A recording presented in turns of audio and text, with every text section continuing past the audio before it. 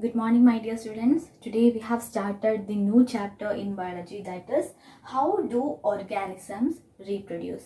We know the importance of reproduction in organism that we have studied in our previous classes.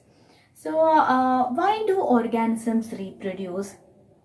The most common answer is to maintain the generation or for the continuation of generation, etc. That is very true. But instead of that, there is one more reason, because reproduction is just like the all other life processes. It is also very important in all living organism, because it is also a important life process, just similar to nutrition, digestion, then absorption, etc.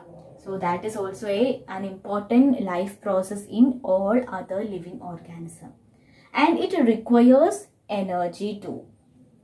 Okay, and we know that DNA coping, or the coping of DNA, is the mechanism for producing the identical or the copies of a similar kind of organism. DNA is the genetic material that is responsible for the inheritance patterns in all other living organisms. Okay, and it maintains the heredity.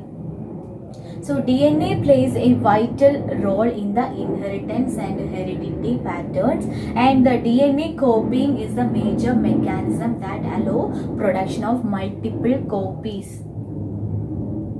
And DNA is also responsible for the protein synthesis. We know that proteins are the body building materials or building blocks of our body, and for that protein synthesis, DNA is the material that is having the ability to carry out this. And proteins are based on the variation in proteins, the body designs also will be altered.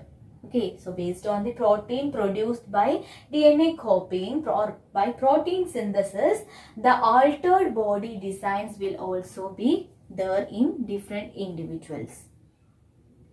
Okay, and at the same time, for DNA copying, it is not accomplished by without the cells. So the cells are important for DNA replication, or cellular apparatus. Cellular apparatus is required for this DNA copying.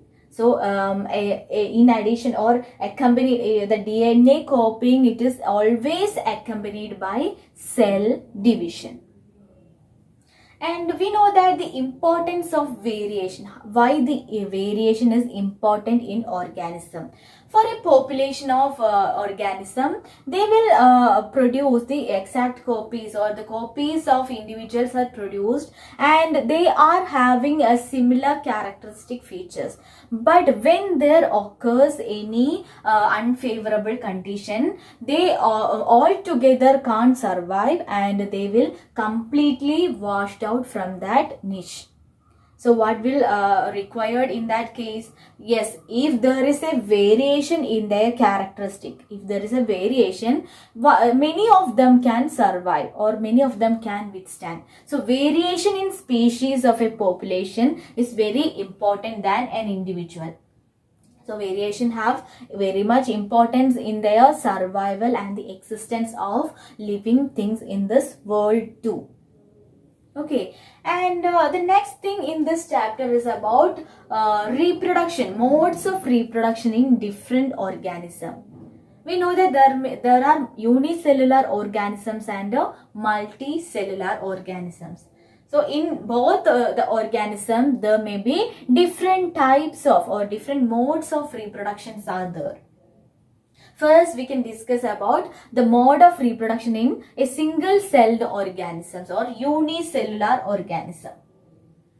There are methods like fission, then fission are there, then the fragmentation is there. So we have to study each of this in detail with some examples too. First one is fission. Fission is carried out, fission is are of two types. Binary fission is there and multiple fission is there.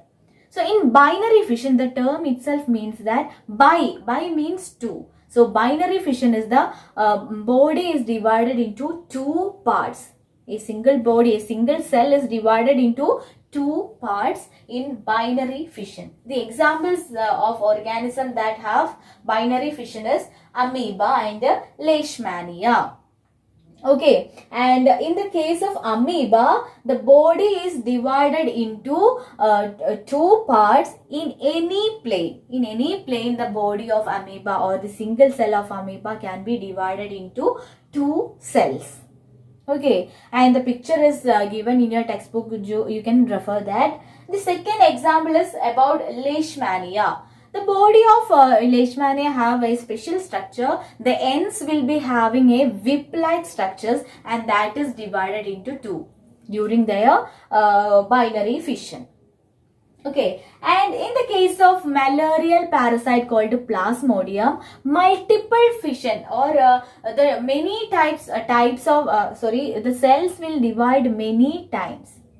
That is called as multiple fission, and in that case the body is divided into many daughter cells. Okay, and the next type of or next mode of reproduction is regeneration. But before that, in some multicellular organism like Spirogyra, it is a multicellular organism. Their body will divided into small pieces, and each piece will act as a new individual when it matures. Okay, and the next mode of reproduction is regeneration. The organism have the ability to give rise to new individual from their body parts itself in regeneration.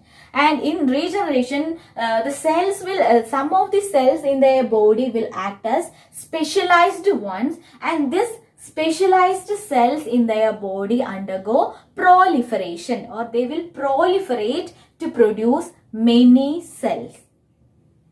And this many cells forms a mass, and in this mass cell, each cell will undergo change, and that will become a various cell type or tissue. And this occurring, the regeneration is occurring in Hydra and Planaria. And when you have asked to write the example for regeneration, you have to write the example for Planaria, the example of Planaria in regeneration. And but you can write the example of Hydra in budding. Budding is another mode of reproduction. Okay, that's about regeneration. And in budding, the Hydra is the most common example, and the regenerative cells are there for reproduction in the process of budding. Okay, regenerative cells are there for budding, and in Hydra, they in their body there is a small bud will be produced. The picture is already given in your textbook. Just refer that. The small bud will be formed on the body surface of Hydra by continuous cell division. And that bud will matures, and eventually they will detaches from the parent body and will grow like a new individual.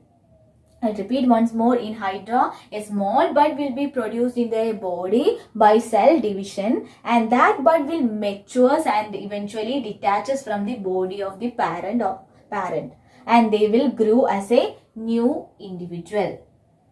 This is the method of budding in Hydra. These are all the things that we have discussed in today's class, and the rest of the portion will be taken in our next class. Thank you.